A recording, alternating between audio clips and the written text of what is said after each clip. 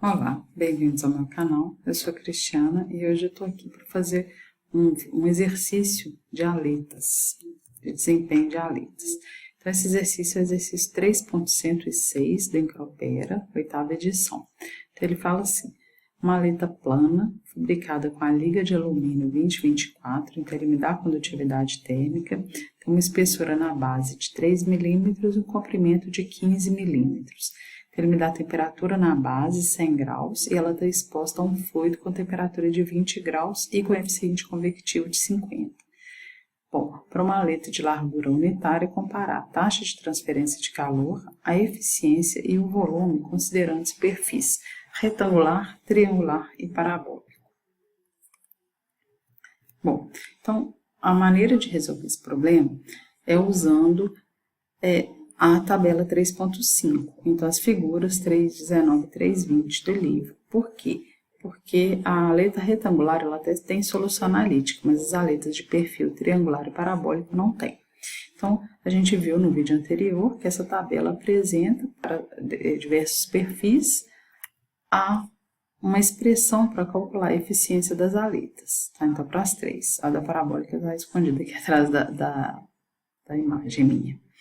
Então, a gente vai encontrar a eficiência da aleta por essas expressões, sabendo da definição da relação entre a eficiência da aleta e a taxa de transferência de calor, a gente consegue encontrar a taxa de transferência de calor. E, para isso, a gente tem que encontrar o M, que por sua vez vai depender do perímetro e da área da seção transversal, que estão dadas aqui nessa tabela também. Tá? Então, o que a gente sabe? As três aletas têm a mesma seção transversal retangular na base. Tá? Embora o perfil delas varie, se a gente fizer um corte na base, todas elas vão ter a mesma seção transversal. Então, a aleta tem largura W, espessura T e comprimento L. Para qualquer uma delas, o perímetro, que é o perímetro da base, vai ser 2 vezes a largura mais 2 vezes a espessura. Como ele não me dá a largura, ele fala para a largura unitária, a gente vai assumir que a largura é bem maior do que a espessura e vai trabalhar com essa aproximação, vai ficar tudo em função da largura da aleta. Então, o perímetro é 2 vezes W. A área da seção transversal seria W vezes T. Bom, para que a gente fez isso? Para calcular esse parâmetro Mzinho. Como eu já disse nos outros vídeos, esse M ele não tem um significado físico. Ele serve como um agrupamento de termos. Então, para a equação ficar menor no fim das contas. Então, ele é definido por essa expressão, raiz de HP, K, área da seção transversal. Como o perímetro é 2W e a área da seção transversal é WT, o M não fica em função do W. Então, se a gente substitui os valores, o H é 50, o K, que é a condutividade, é 185 e a espessura 3 mm. Então, a gente encontra um valor de 13,42. A unidade do M é metro menos 1. A gente pode precisar também do M grande, que também é um agrupamento de variáveis definido por essa expressão. Então, θB, que multiplica H vezes o perímetro, que é 2W, K, vezes a área da seção transversal, que é WT. Então, substituindo os valores, a gente chega nesse número.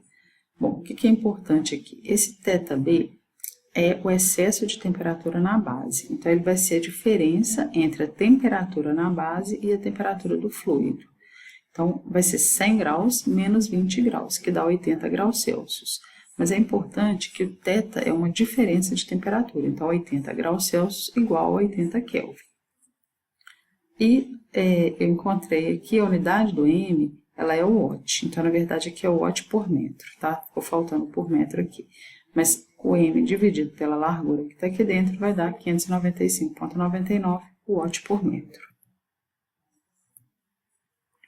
Bom, só que, embora a gente exista essa tabela 3.5 que fornece todas essas informações, não é sempre que eu posso usar esse método de trabalhar a ponta convectiva, transferência de calor na ponta da aleta, utilizando as expressões para a aleta com ponta diabática.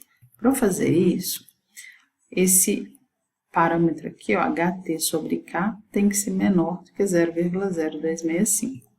Então, se a gente substituir os nossos valores, né, o H é 50, a espessura é 3 milímetros e o K deu 185. Então, eu acho um número de 8,18 vezes 10 a menos 4. Então, dessa maneira, como ele é menor do que 0,0265, eu posso usar esse método. Então, é isso que a gente vai fazer. Para a letra retangular, esse método fala que a área superficial é 2WLC, onde LC é o comprimento corrigido, que é L mais T sobre 2, e a área do perfil, T vezes L. E a minha eficiência é dada por essa expressão. Bom, então o primeiro passo é calcular o comprimento corrigido. O comprimento é 15 milímetros, a espessura é 3 milímetros, então o comprimento corrigido deu 16,5 milímetros. A área superficial, 2WLC, então ela vai ficar em função da largura, então 0,033 vezes a largura. E a área do perfil, T, vezes o comprimento corrigido, que vai me dar 4,95 vezes 10 a menos 5 metros quadrados. Com esses parâmetros, eu posso calcular a eficiência da aleta. Então, tangente hiperbólica de MLC dividido por MLC. Então, quando eu coloco os números, eu encontro uma eficiência de 0,984. Com isso, eu posso calcular a minha taxa de calor. Lembrando da definição, né, a eficiência é o que? A taxa total de calor dividido pela taxa máxima de calor, que seria se toda a aleta estivesse a temperatura da base. Então, se ela toda tivesse temperatura constante, eu poderia utilizar a lei de resfriamento de Newton, considerando a área total. Então, a área total que a gente calculou aqui. Então, eu encontro uma taxa por unidade de largura de 129,88 watts por metro. Ele pede também no enunciado para calcular o volume. Então, como é uma aleta retangular, de perfil retangular e de seção transversal retangular, W vezes L vezes T. Então, o volume por unidade de largura vai me dar 4,5 vezes 10 a menos 5 metros cúbicos por metro. Para a letra triangular, as expressões já são um pouco diferentes. Tá? O comprimento corrigido é o próprio comprimento, e aí a tabelinha ela me dá valores somente para as áreas e para a eficiência. Tá? Então, a área AA é dada por essa expressão grande, né? Quando eu substituo os valores, então eu pego aqui ó, o L, a espessura 3 milímetros, e eu acho esse valor aqui para a área, 0,03015. A área do perfil, T sobre 2 vezes L, que dá 2,25 vezes 10 a menos 5 metros quadrados. E eu preciso calcular a eficiência da aleta. Então, se a gente pega aqui a expressão, né, 1 sobre ml vezes I1 de 2 ml dividido por I0 de 2 ml. I1 e I0 são as funções de Bessel. Então, eu tenho aqui na tabela B5 do apêndice esses dados. Mas a gente tem que observar que é o seguinte, aqui ó, ele me dá E elevado a menos x vezes I0 e aqui E elevado a menos x vezes I1. E a tabela, ela pede I0 e I1 só. Mas, o que a gente pode perceber, né, é que se eu pegar esse dividido por esse, vai ser a mesma coisa que I0 sobre I1. Ou, aqui, né, eu posso multiplicar e dividir por E elevado a menos 2 ml, que eu vou encontrar esse número que está aqui. Bom, fazendo o cálculo, ml é m, que a gente já tinha calculado, 13,42 vezes o comprimento dá 0,2013. Então, 2 ml, 0,40. Então, a gente vai pegar esse valor aqui. Então, deixa eu pegar no próximo. Isso. Então, E elevado a menos 2 ml vezes I1, tá? 0,1368. E vezes I0, 0,6974. Então, quando eu faço essa conta toda, eu encontro uma eficiência de 0,974. A minha taxa de calor vai ser dada por essa expressão. Ela ficou ligeiramente menor do que a taxa de calor da aleta retangular. E o volume, que o enunciado pediu também, vai ser AP vezes a largura, que vai dar, então, esse número. Então, volume por unidade de largura. Depois, para a aleta parabólica, as expressões elas ficam maiores, tá? Então, minha área, a gente está vendo aqui que ela depende de um C1, que está dado aqui também. Então, quando eu faço esses cálculos, o meu C1 vai me dar 1,0198 e a minha área, isso tudo aqui, né? Mas a área por unidade de largura dá 0,0302. A minha área do perfil, 1,5 vezes 10 a menos 5. Então, a eficiência, que eu jogo nessa expressão aqui, ela vai me dar 0,962. A gente calcula a eficiência e calcula também a taxa de calor. A expressão é a mesma, então, a eficiência HA θB. Então, eu acho 116,3 watts por metro. O volume, área do perfil, vezes a largura, então 1,5 vezes 10 a menos 5. Então, em resumo, o que a gente tem? Para o perfil retangular, aqui a taxa de calor por unidade de largura, então watt por metro, e o volume por unidade de largura, então metros cúbicos por metro. Então, para o perfil retangular, eu tive a maior taxa de calor, mas eu tive também o maior volume.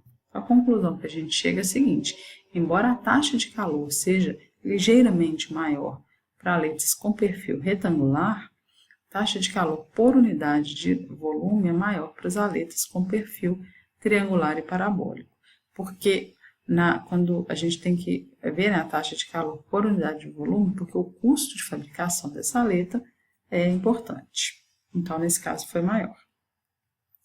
Bom, então com isso a gente termina o problema.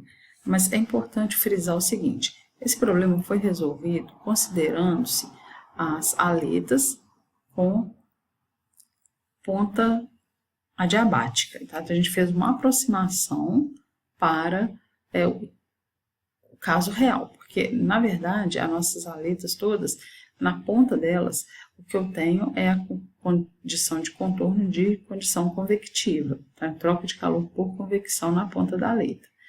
Para o perfil retangular, eu tenho solução analítica, mas para os perfis triangular e parabólico, eu não tenho. Então, era a única opção para essas duas últimas. Mas para o perfil retangular, eu posso calcular também pelo método tradicional. Qual que é o método tradicional? Usando essas expressões aqui, né? No caso, troca de calor por convecção. Então, eu preciso do Mzinho, o Mzão, que a gente já calculou. Então, eu vou jogar a expressão da taxa de calor, essa daqui, que é essa que está do lado de cá. Fazendo os cálculos, eu encontro 129,88 watts por metro, que é exatamente o mesmo valor que eu encontrei, considerando-se os dados aproximados.